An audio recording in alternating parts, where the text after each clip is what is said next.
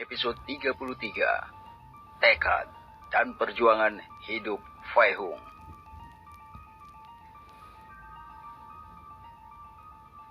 Fai Hung berjalan jauh ke dalam hutan sebelum dia naik ke atas pedangnya lalu terbang ke langit.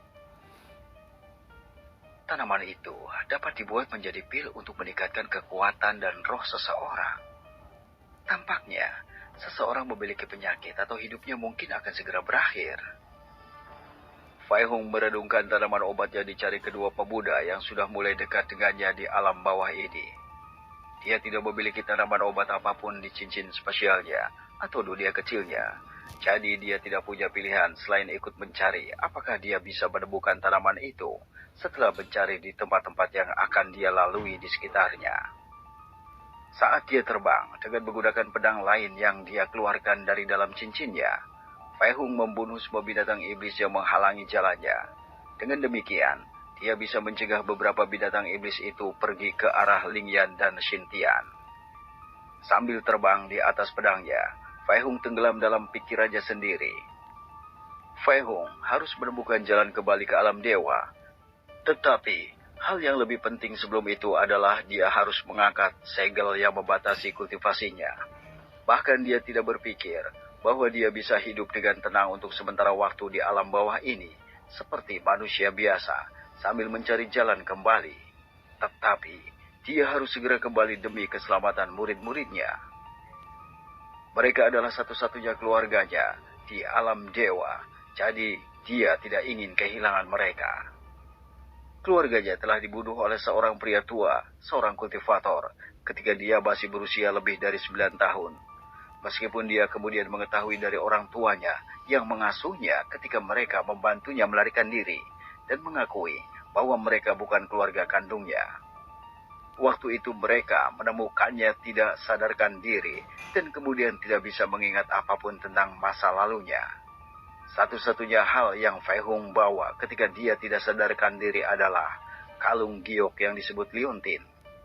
Itu seperti benda pusaka dari peninggalan keluarganya. Kemudian, ketika dia memasuki jalur kultivasi dan memperoleh beberapa pengetahuan, dia tahu bahwa liontin yang dia miliki adalah artefak kultivasi. Jadi dia berasumsi bahwa keluarganya dulu pasti kultivator juga. Dia hanya menemukan beberapa catatan bahwa ada keluarga dengan nama belakang yang sama dengannya. Tetapi pada saat itu, seluruh klan itu telah menghilang dalam pertempuran melawan binatang iblis. Fai Hung telah lama hidup sendirian di alam dewa untuk waktu yang sangat lama. Saat dia mencari sumber daya untuk dapat berkultivasi dengan cepat, dan pada saat yang sama, dia berlari untuk hidupnya ketika beberapa pembudidaya yang lebih kuat darinya ingin membunuhnya, dan hanya bisa terus melarikan diri sambil berlatih dan terus bertempur mengasah kemampuannya. Pada waktu dia telah menjadi salah satu kultivator terkuat di alam dewa, dia akhirnya sangat disegani dan dikenal oleh sebagian orang di alam dewa. Selama ratusan tahun hidup sendiri dan sudah cukup memiliki kekuatan, dia menemukan beberapa anak yatim piatu dalam perjalanannya yang kemudian menjadi muridnya. Pada akhirnya, dia membesarkan mereka dan melihat mereka sampai tumbuh dewasa. Jadi, dia tidak bisa tidak melihat mereka sebagai anak-anaknya sendiri. Mereka semua sudah dianggap keluarganya sendiri. Meskipun dia telah membuat rumah yang tersembunyi sebagai tempat perlindungan pribadi bagi mereka, dia masih merasa khawatir. Memikirkan beberapa musuhnya, Fai Hung mengepalkan tinjunya dengan erat sambil berkata dengan gigi terkatung. Aku harap kalian tidak akan mencoba melakukan sesuatu dengan murid-muridku. Begitu aku kembali ke alam dewa, jika aku tahu bahwa kalian melakukan sesuatu kepada mereka, aku akan memurnikan jiwa kalian dan menyiksa kalian selama ribuan tahun, sehingga kalian akan hidup dalam penderitaan. Dalam perjalanannya untuk menjadi salah satu yang terkuat di alam dewa, Fai Hung telah melihat banyak hal dan merasakan kekejaman, kejahatan, dan ketidakpedulian di alam dewa. Jadi dia terbiasa menjadi manusia berdarah dingin dalam perjuangan hidupnya. Banyak hal yang memaksanya masuk ke dalam jurang kematian berkali-kali. Jadi dia harus menanggung semua itu sendirian. Sejak dia masih sangat muda, Takdirnya yang dijalani telah menjadi sesuatu perjalanan hidup penuh penderitaan hal yang buruk. Jadi dia menemui banyak kemalangan dalam perjalanannya dalam berkultivasi. Tapi tetap saja dia tidak pernah membiarkan dirinya dikalahkan dengan mudah dalam setiap pertempuran.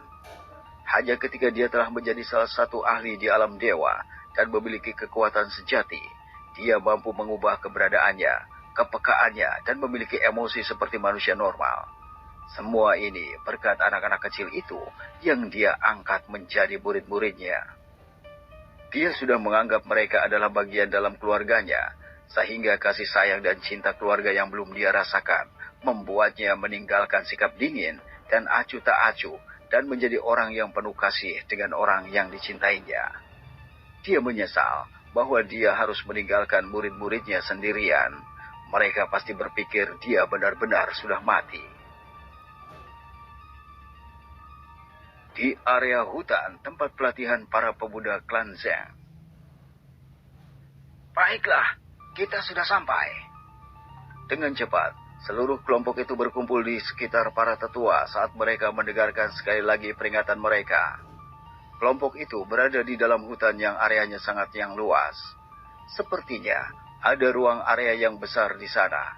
Itu adalah tempat latihan yang sangat ideal. Beberapa binatang iblis sedang tidur atau makan satu sama lain. Beberapa binatang iblis merasakan kehadiran penyusup di wilayahnya.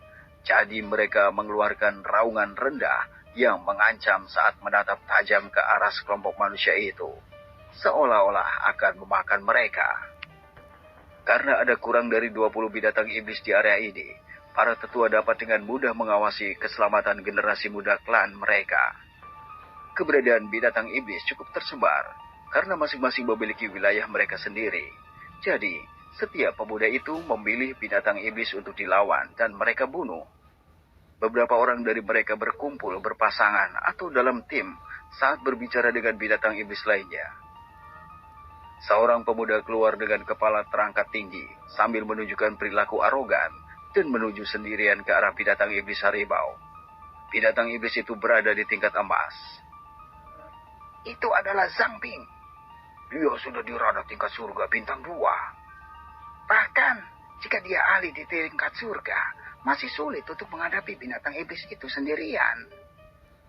Zhang Bing tersenyum puas saat dia melirik Zhang Yang yang seolah menyuruhnya untuk menatapnya.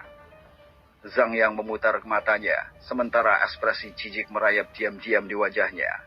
Dia sama sekali tidak menyukai Zhang Bing ini. Pemuda ini sangat arogan dan selalu berpikir dia terlalu jauh di depan semua generasi muda lainnya. Zhang Bing menarik pedangnya dari punggungnya saat dia perlahan berjalan menuju binatang iblis itu, bersiap untuk bertarung.